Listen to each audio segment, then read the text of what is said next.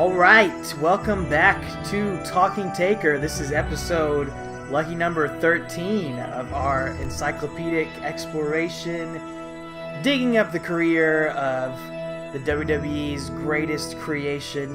We want to thank you for joining us for yet another round of Dead Man Talking. My name's Alex Doriot. I am joined once again by my tag team partner and martial arts expert extraordinaire, Travis White. How you doing there, buddy? Oh, just tightening up my black belt here. Getting ready.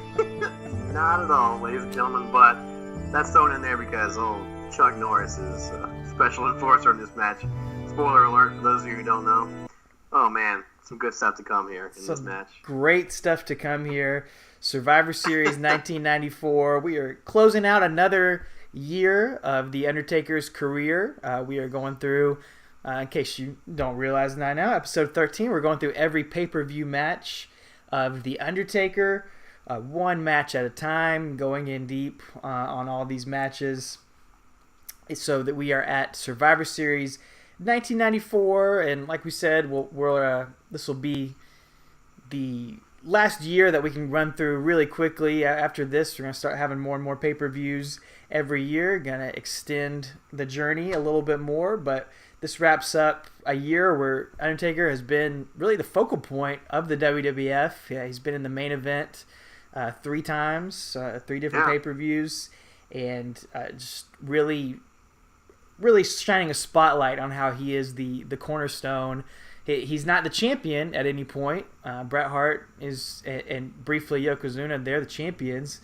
But it just goes to show that Undertaker is the main attraction at all of these shows. Yeah, absolutely. Which we mentioned that, a couple episodes ago, just about how he doesn't need that anymore. Vince just builds. He's the attraction match, which he'll definitely go on to become at WrestleMania. That's almost like the main event match at WrestleMania.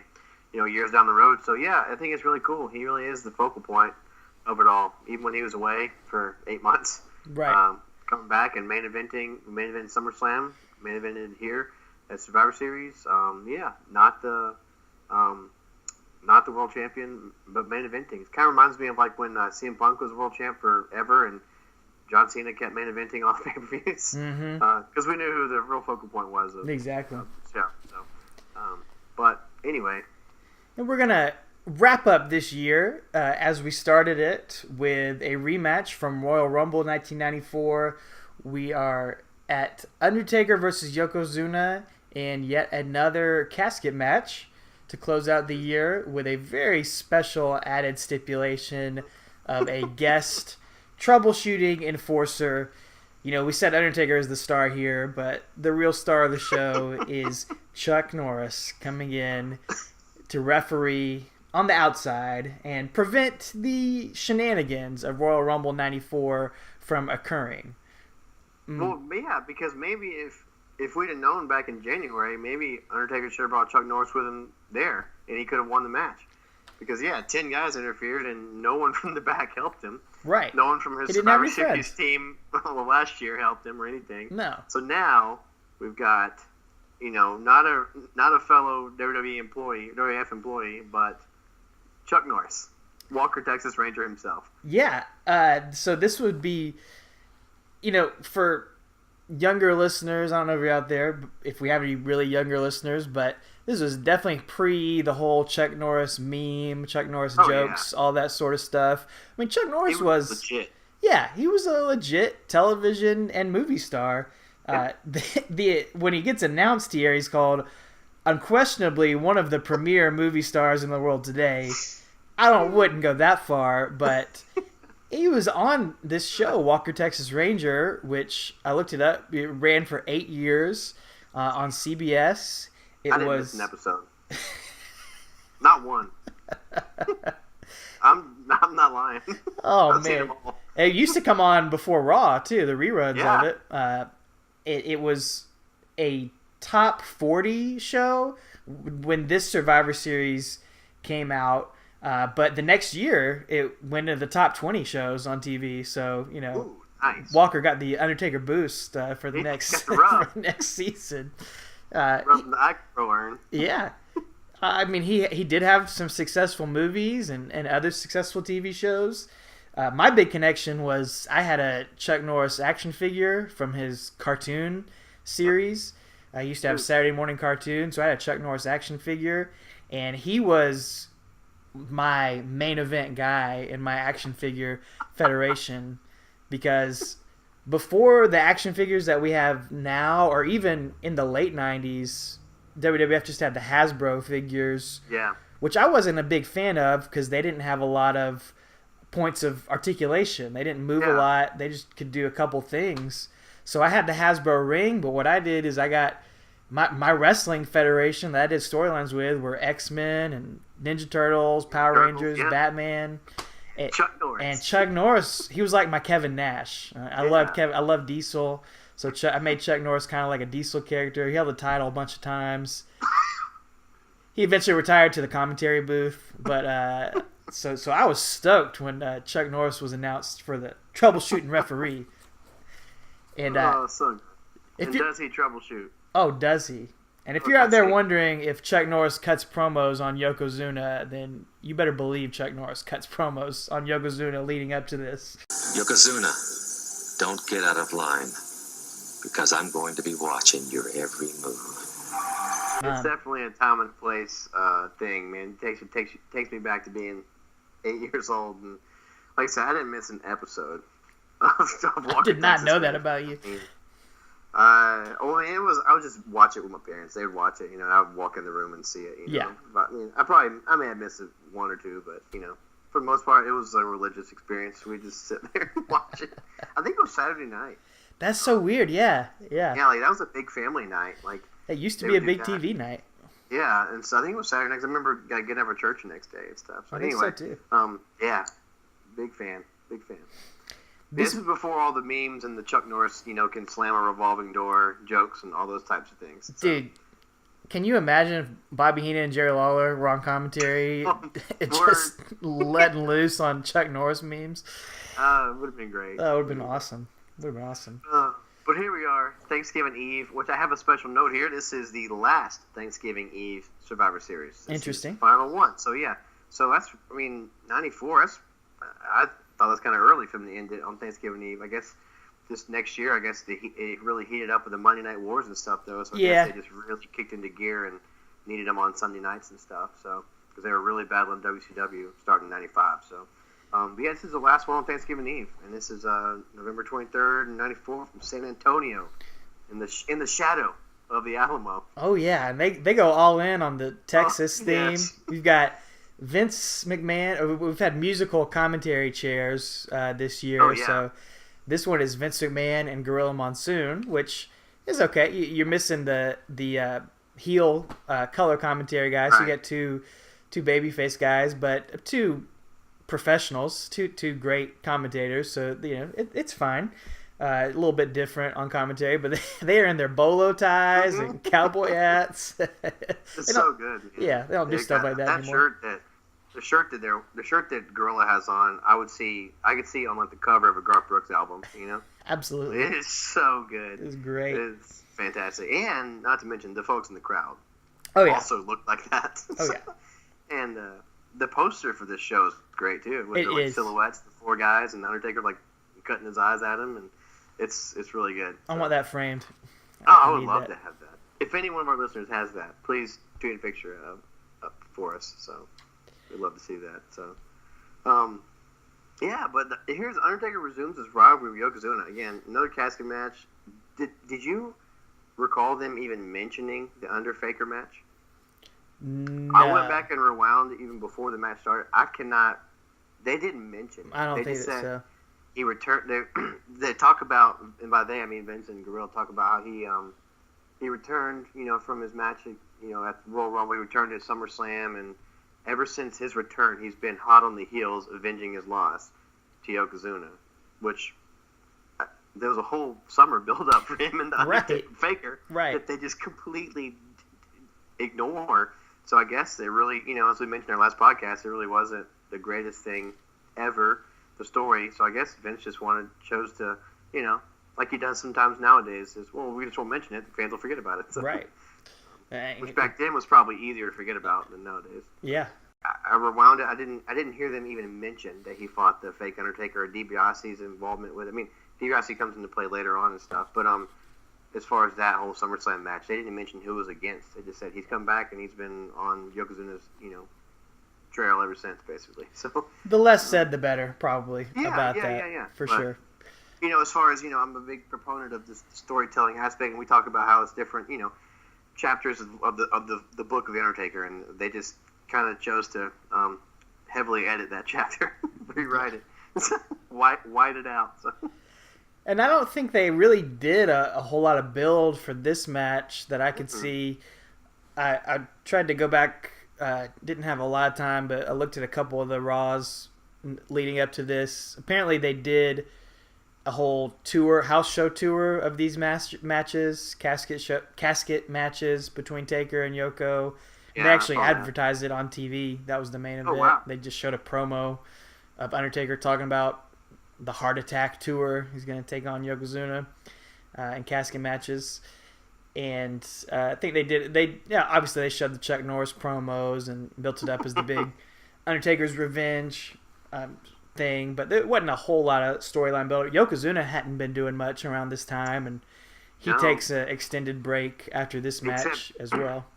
Except eating, he's a big man. He is very He's bigger big. than he was at Royal Rumble, and they mentioned he's like 523 pounds or something. But then the whole entire match, Vince is like, he's over 600 pounds. I'm like, you need which is it?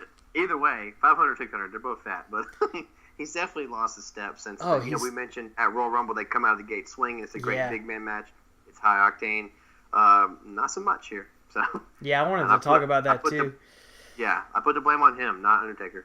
He's clearly slowed down a good bit, and I mean he's trying, but he's lost a step, and it's only been 10 months since we watched him last, and it's a little bit sad to see. Oh yeah, for sure.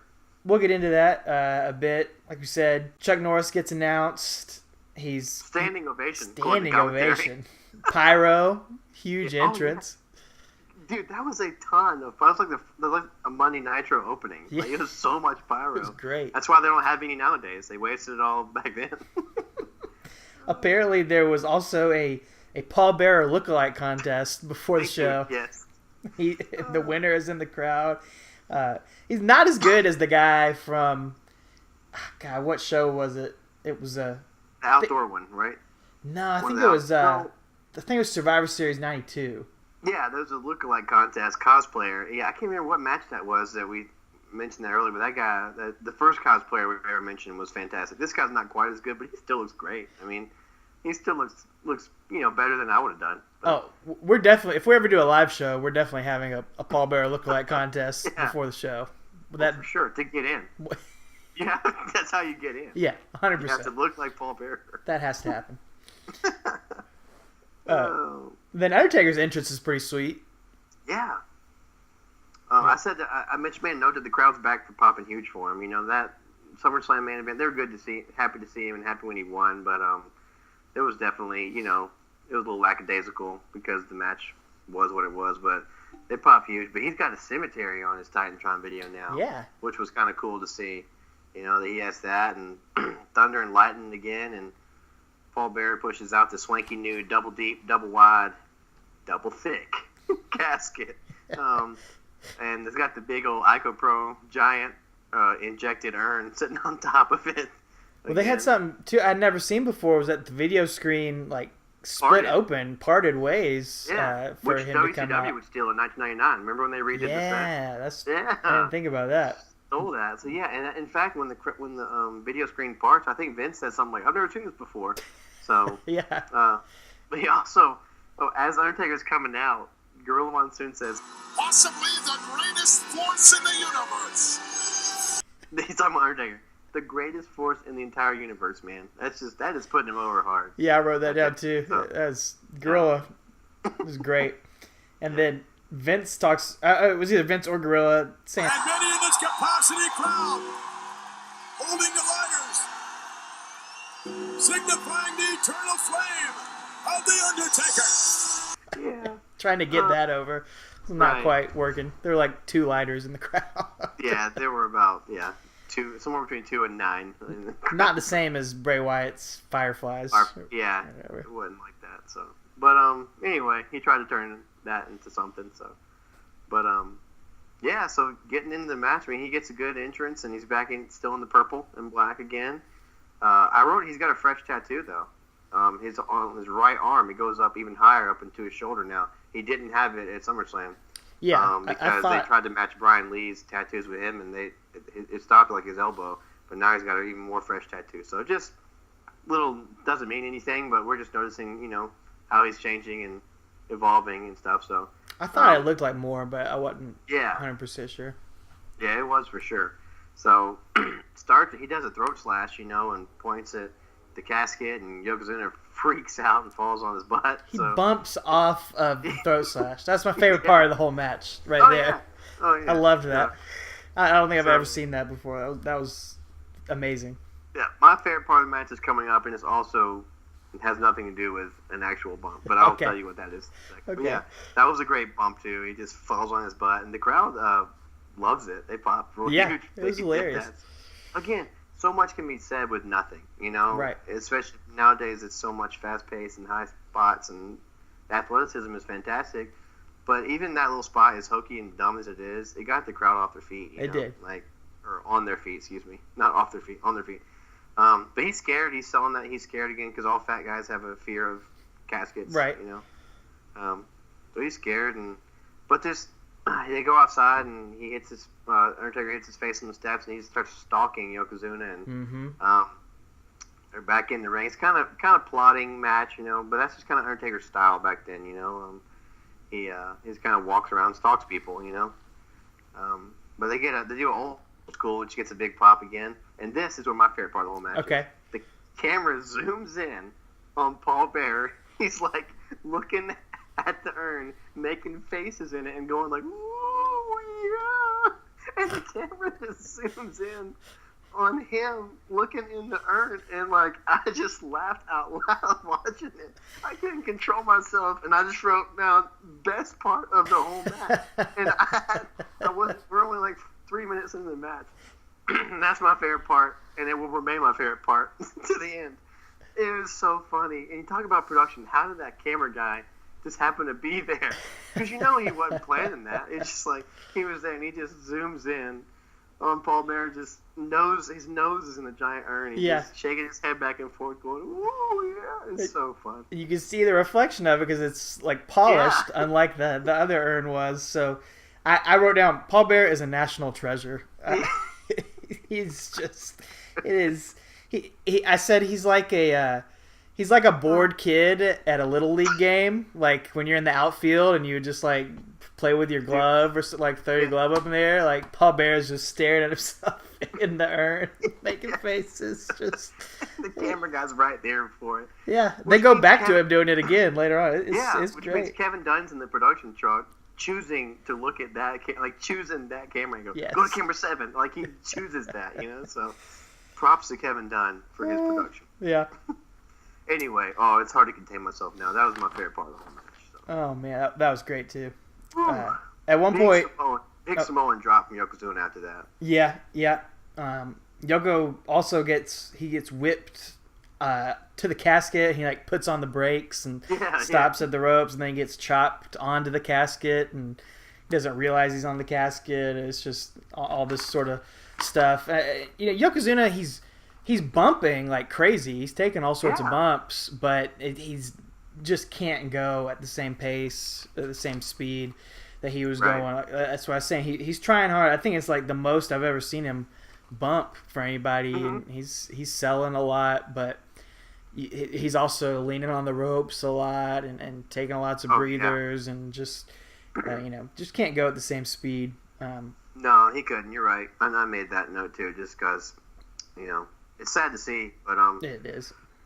But yeah, he still does. He still bumps a lot. Gives Taker a lot, of offense here, and they just kind of go back and forth for a few minutes, and then Undertaker hits a Stone Cold Stunner on the apron, man. Yeah.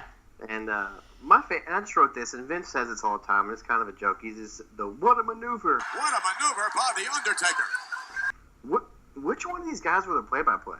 Gorilla and Vince. Neither one of them called like real moves. No. I mean, they say like diving clothesline, but like I don't know. There's no like play-by-play guy to give you like the there's no Jim Ross to give you the what's going on or it's just I love just what a maneuver, and that's just classic. It's like Tony Schiavone, full arm dragon twist. That's all he ever said. Right. If he didn't know what it was, or it's just scoop slam or something. But anyway, I just love that Vince is always this go-to is what a maneuver. Yep. So neither one of their strong suits is calling the actual moves.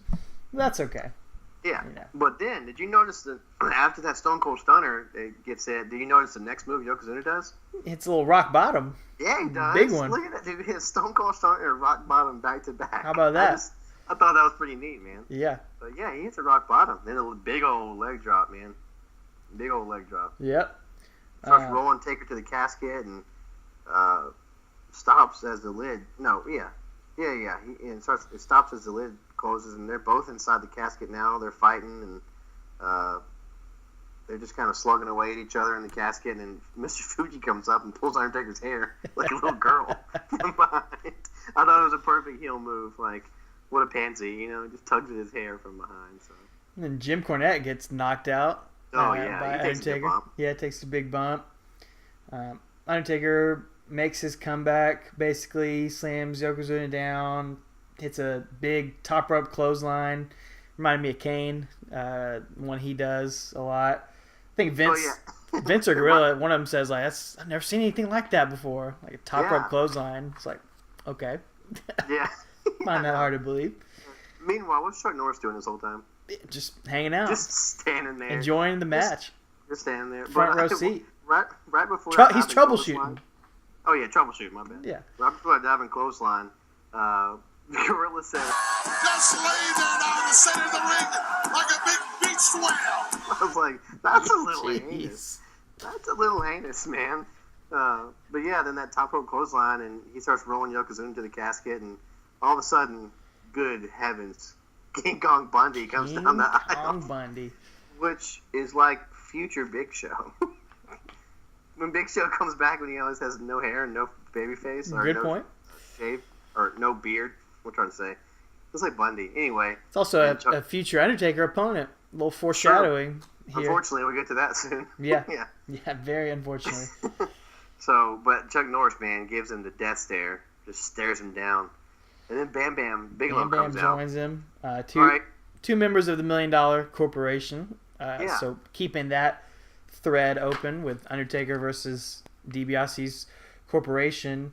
And I guess they're going to put over Chuck Norris here because neither one of them will attack him. Right. It's They're Bam both Bam afraid. Bigelow and King Kong Bundy. Like, Afraid of Chuck they're Norris. Huge. They're both WrestleMania main eventers too, aren't they? Yeah. They're Yeah, like and they won't attack Chuck Norris. 800 pounds combined together. Yeah. Is the crowd chanting "Go Chuck Go"?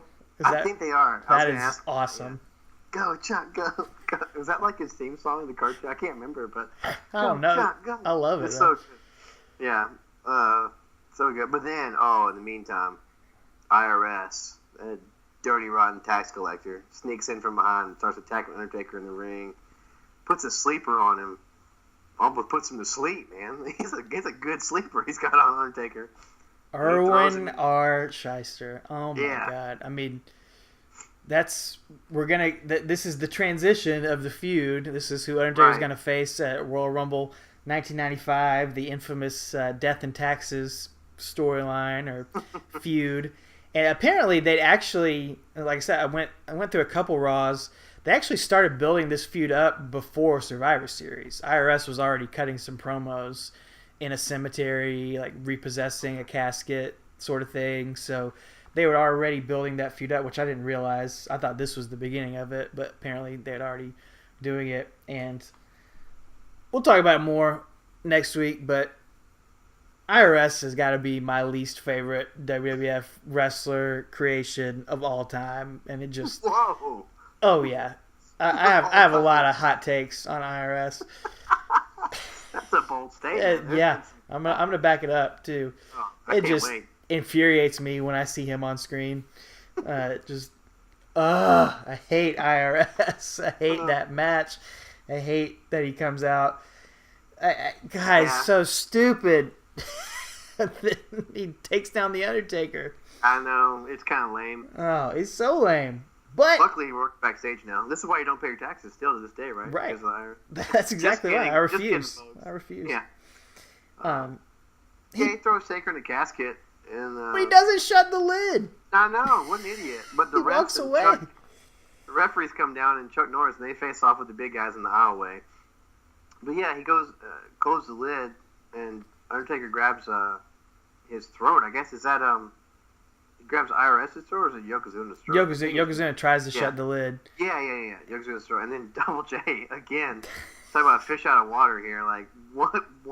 Why? Like yeah, Double J's down, and he gets a thrust kick, they call it, from Chuck Norris in cowboy boots. I remember watching Walker Texas Ranger and being like, he's killing these guys in cowboy boots. Like there's no way these guys would get up. Well, Double J has got the kryptonite for those cowboy boots because he gets kicked in the face, rolls backwards, gets up immediately, and runs up the aisle. It's like he doesn't sell it at all. No. Like it was so lame. He But must the have crowd- hated it, man. He must have not wanted to be out there. Yeah. I mean, he walks out in WWE like 3 times anyway, so Yeah. he doesn't care.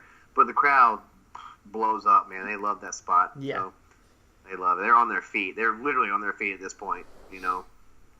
So, but then back to the match at hand. All the shenanigans are going on outside, and this is back to the ring, and there's another diving clothesline, and then a running DDT, which is what almost won the match at the Royal Rumble.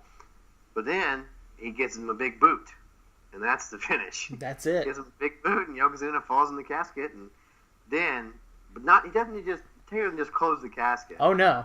Oh no, he takes it one step further, and he goes international here, and he grabs the Japanese flag, and he breaks it over his knee to a rousing pop, and throws it in the casket, and then slams the lid shut. So, A little much.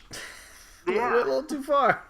yeah, breaks the Japanese flag. Like, what? You would not see that anymore these days in WWE. I don't think. Definitely not a Japanese flag. Maybe a Bulgarian flag or something. Chris Jericho got fined for doing that to the whatever that flag was a couple years ago. Yeah. Yeah. But No. But yeah, it was a little. I was like, whoa. But I guess that harkens back to their match a year ago with they were on the All Americans versus the whatever the Un-Americans or whatever they were. So, foreign fanatics. So anyway, he wins. The refs, poor refs, they got to push this double wide, double deep, double thick casket up the ramp, and they are struggling. There's only 2 of them. Yeah. And they're trying to push this poor thing up the ramp. double wide, double double wide, double deep, double thick, double stuffed. Double mint. They're pushing it back, and Jim Cornette and Mr. Fuji are just like waving their hands, complaining. Yeah. Why didn't Fuji and Cornette just open the lid Yeah. and get Yokozuna out of it? There's no rule that you have to leave him in there. You He's not dead. He didn't die. You can open it back up as soon as the match is over. Check on the poor guy. But no. But nope. And I was a little sad. There's no Santa this year. No Santa to celebrate with the Undertaker. No Santa Claus. And also no Lex Luger that was in this match, so that was fine. Yeah, I get. They said it doesn't get any better than Lex Luger and Santa, so that's why he didn't bring him back this year. They said last year it doesn't get any better than that. So, but yeah, he does the Undertaker does the pose in the ring, and Paul Bear's waving the old Ico Pro urn around, and the light shooting out of it, and it's just it's good. And again, we end on a high note. Undertaker's in the main event again. He's not the champion. He's still an attraction. So Vince loves him. We love him. The fans love him. And thank you, Chuck Norris. I wrote. That's all you guys say. That's my words, and that's also from Dodgeball. So the movie Dodgeball. Thank you, Chuck Norris. So do you think they watched this match? Like, we got to put him in Dodgeball. It could be. Ben Stiller's. I think he's a WWE fan. Oh, sure he is. Yeah. Sure he is. But anyway, this is it's close to this chapter of Yokozuna, but it's leading into this whole forgettable feud, in my opinion, with the $1 Million Man and his $1 Million corporation. Right. It's going to take over most of 1995, isn't it? Right. Yeah, and like you said, it's an extension of what happened at SummerSlam, but they don't mention that at all. No. I mean, they're getting revenge. The corporation is getting revenge for what Undertaker did to DiBiase's Undertaker. You could play it like that, but they don't mention that at all. So it's kind of a missed opportunity. And in kayfabe, you would think that's what the storyline is, but they don't mention it. So I guess not. But this, would you recommend watching this match? How would you rate it with the last couple matches that we've seen in 1994? It was over 15 minutes long. It was 15 minutes 24 seconds, man.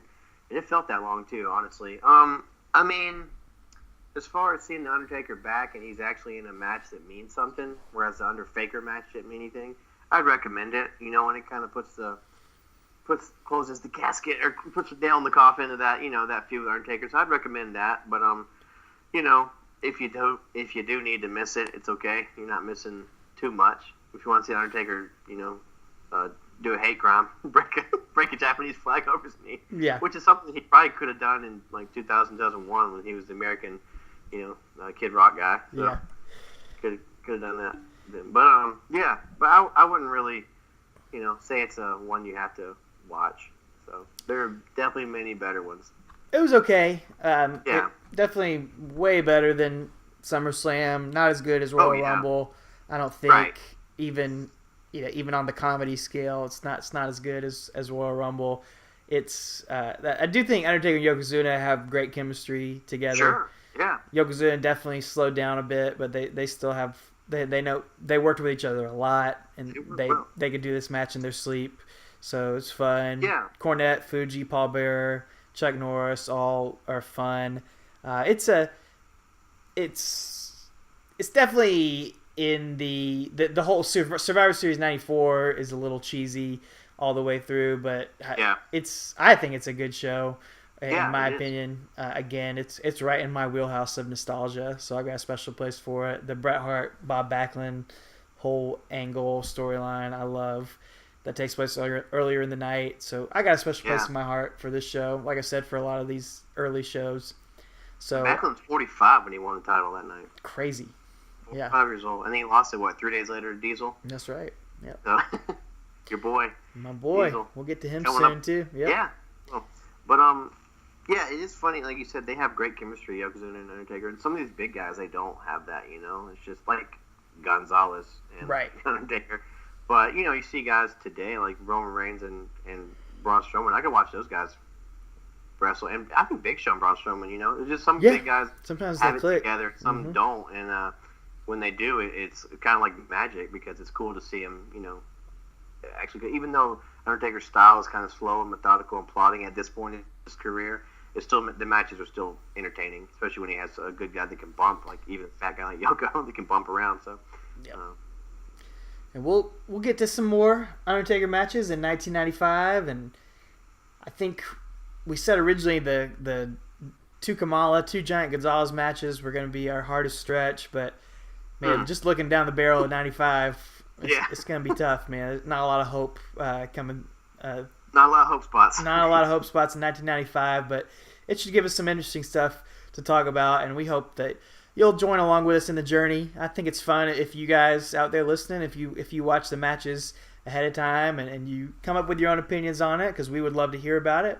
You can connect with us on all the various social media platforms, Twitter, Facebook, at Talking Taker, at Alex Doriot. You can connect with me as well on there. And I know Travis is checking the Facebook and the Twitters as well, so you can connect with him over there. We'd love to see you. Like us and follow us on all those platforms, iTunes, Stitcher, Google Play, and YouTube as well. You can like us, follow us, subscribe, leave a rating, leave a comment, leave some feedback, and let us know if you were in the Paul Bearer lookalike contest at Survivor Series 1994. Please send us a picture. Any of you were actually part of that. I would love to see video footage of that. Any Undertaker related Halloween costumes from this year. Send us your pictures of those. We'll retweet you and share those on all the social media as well. We'd love to see all that. Absolutely. No doubt about it. And again, if you were there in the Alamo for this match, please let us know. And other than that, take her easy. In